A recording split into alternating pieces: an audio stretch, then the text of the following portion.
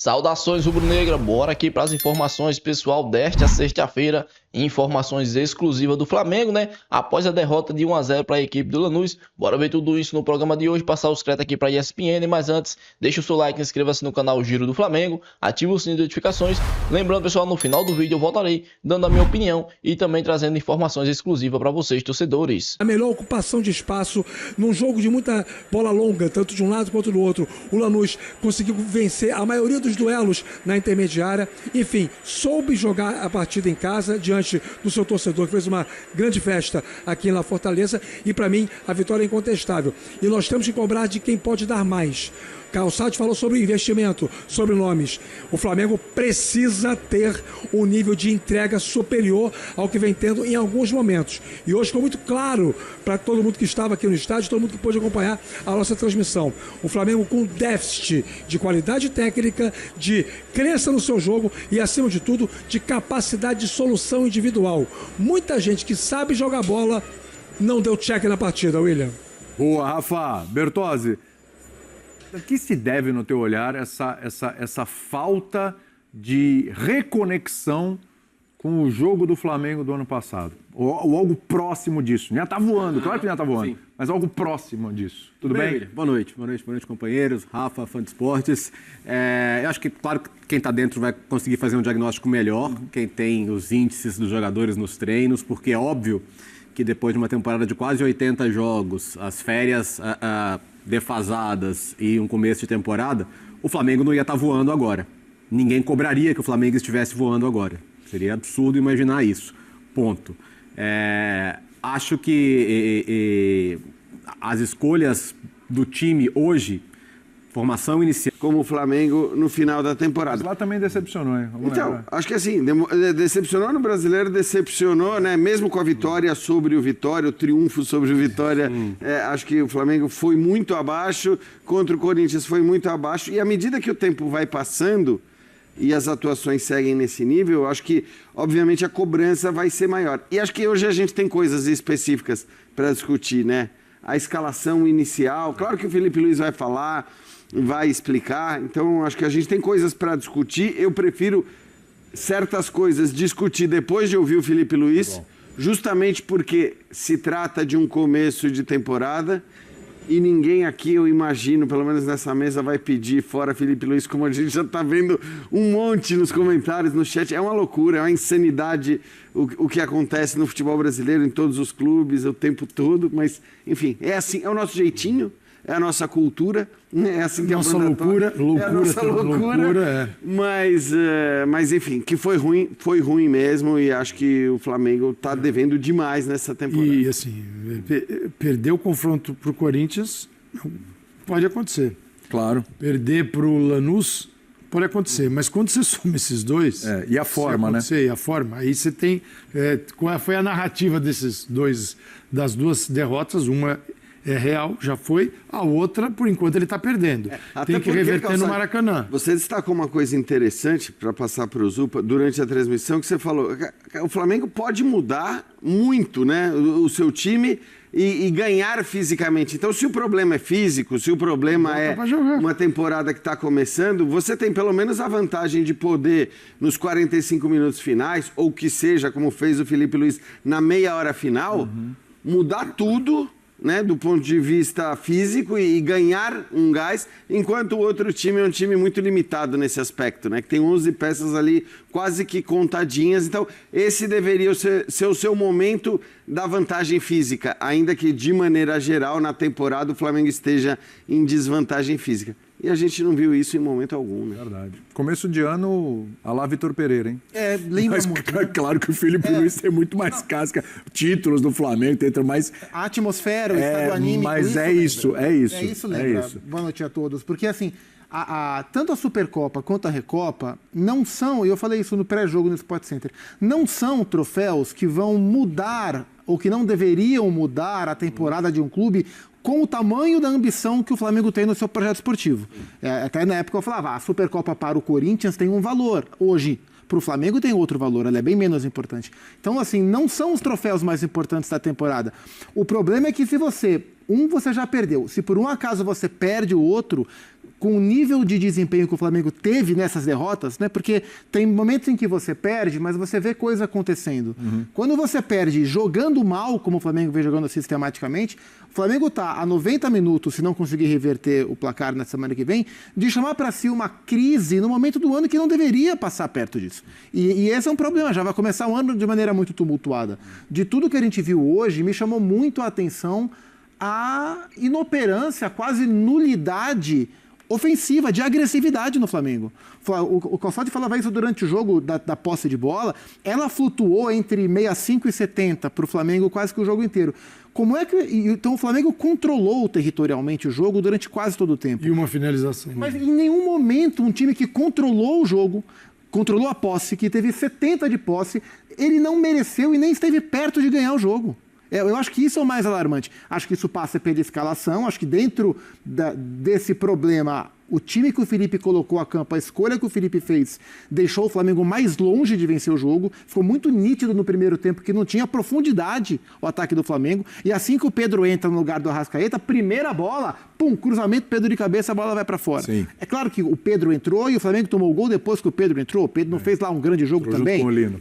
Mas assim, um time como o Flamengo, que controla o jogo como controlou hoje, porque é da sua natureza, não conseguir agredir, assim, e aí você fica com o jogo solto. Até o momento do gol do Lanús, o Flamengo não merecia perder o jogo. Mas quando você não consegue merecer ganhar, o jogo está sempre vivo. E aí o Lanús é um time muito valente, bem trabalhado pelo Pellegrino, com as suas limitações, que buscou o seu centroavante o jogo inteiro, e numa dessa, em condição legal, ele fez o gol, e aí a partir daí o Flamengo se perdeu. Então, assim, um time desse chutar uma bola no gol em 90 minutos contra o Lanús, com todo respeito ao Lanús, que é um time muito valente, merece respeito, é pouco demais, cara. É pouco demais. Porque o Flamengo está num nível que ele tem que entender o nível de cobrança que ele tem também. Claro. Porque quando eu tenho lá em cima. o maior orçamento do futebol na América e bato no peito e falo para todo mundo, tem 1 bilhão. Eu tenho o elenco que tem. Já tinha um elenco que traz o Paquetá. Você tem a maior contratação da história do país, né? Você tem uma série de contratações. O Paquetá vale o elenco inteiro do Lanús, Calçado. O presidente do Lanús falou isso. E então, o que acontece? Você traz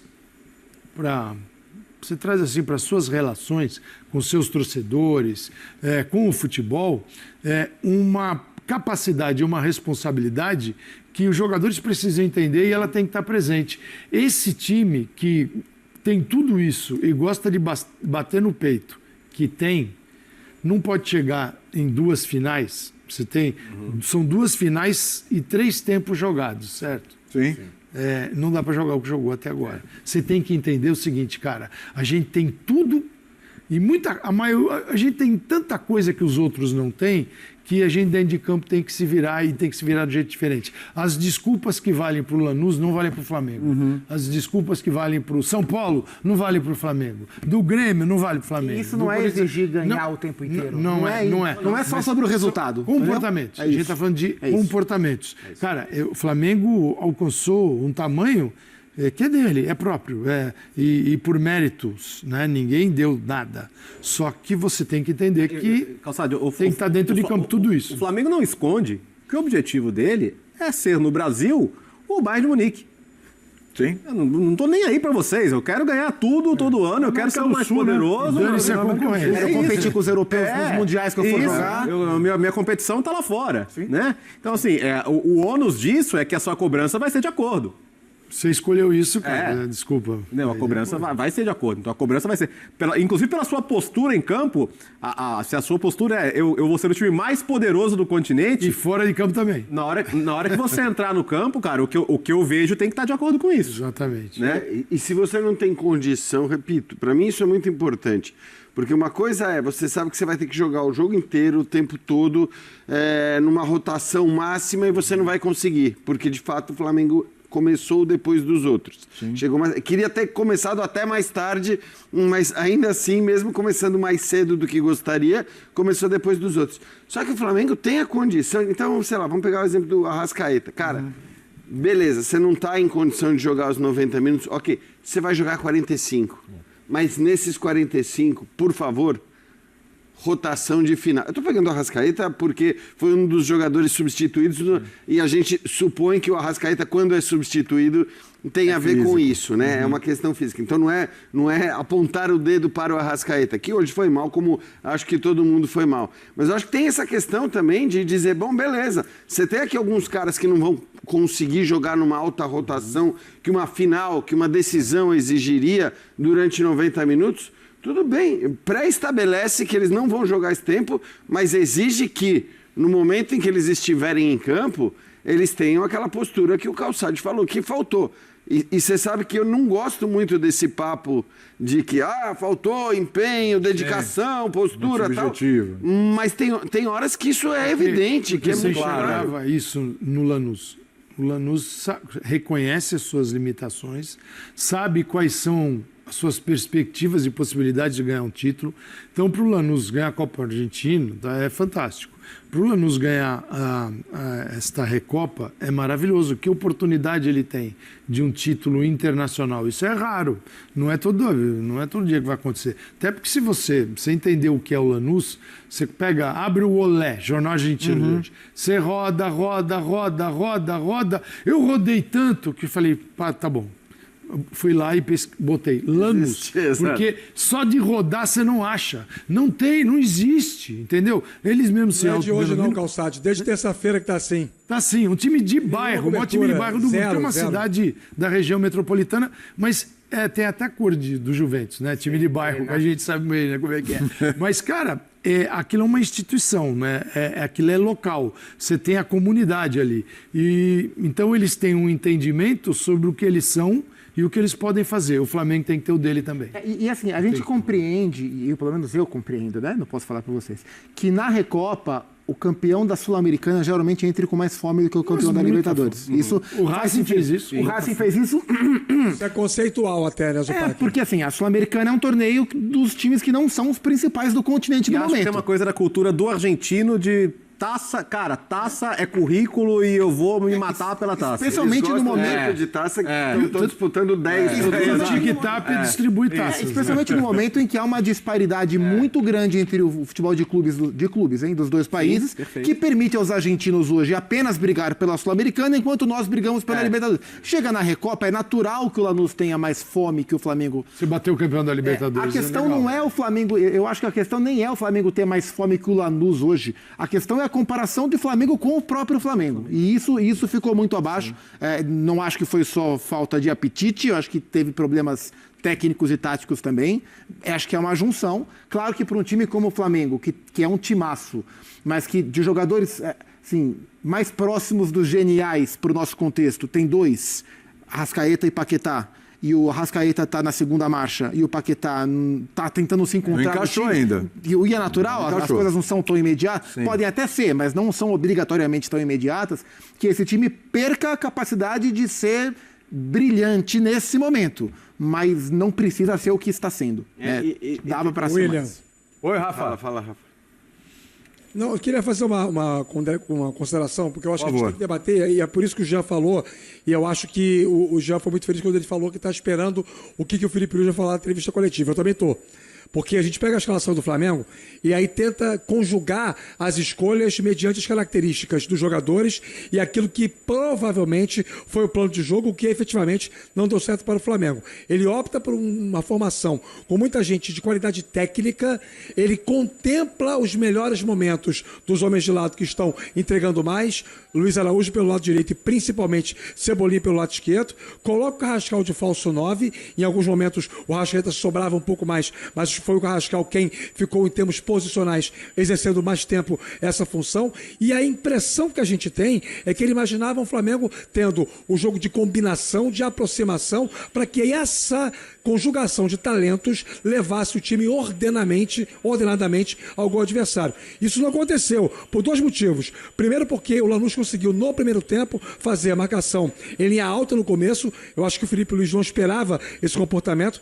E a partir da metade do primeiro tempo, quando o Lanús baixa suas linhas, e o Flamengo, teoricamente, tem mais condições de trocar passes, começa a errar sistematicamente. E quando o jogo se desenvolve e avança para o chamado terço final, quando você se aproxima do gol oponente, você tem os duelos individuais mais intensos. Voltei, pessoal, e já de antemão, né?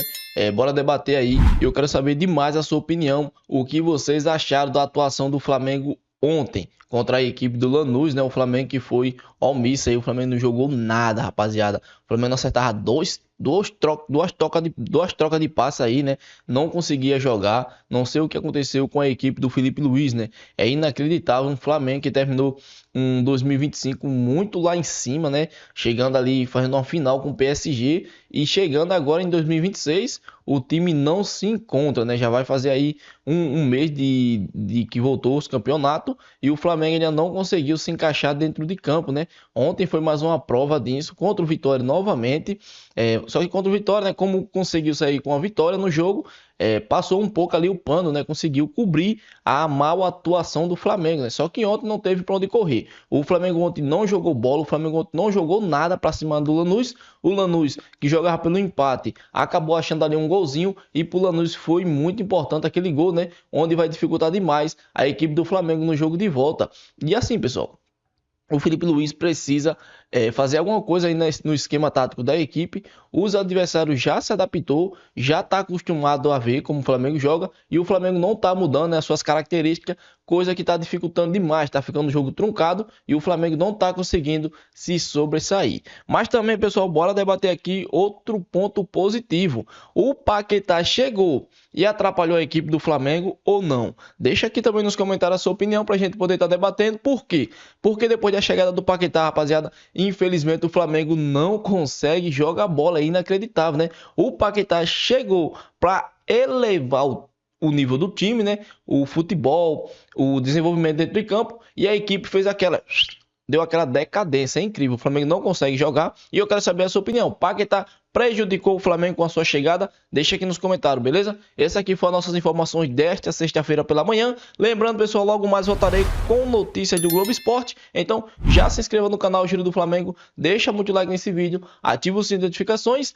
para você não perder nenhuma informação exclusiva do Mengão, beleza? Até os próximos vídeos, fechou, um forte abraço e fui!